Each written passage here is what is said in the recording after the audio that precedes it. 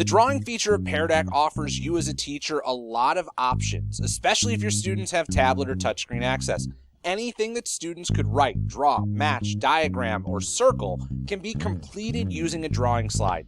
It offers your students the opportunity and options to be creative and show their voice.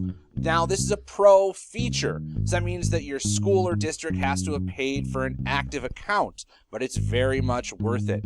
Pear does offer some great templates, but here's a basic improvised example. To create a new drawing slide, click the plus icon and select the slide format that you'd like to use for this question. You can make the slide look like anything that you'd like.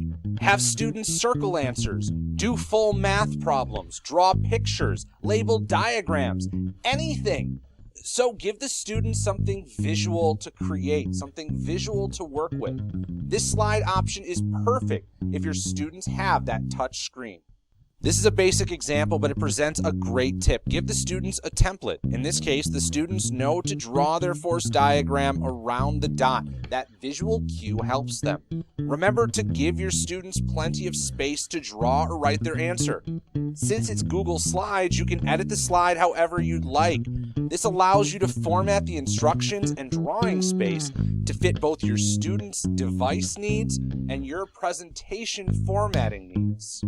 To add the Pear features, click on the Draw button. Once this loads, the students will be able to draw anywhere on the Pear slide. They can color in any color using different pen strokes and lines. They can edit and type out text in different colors and sizes on the slide.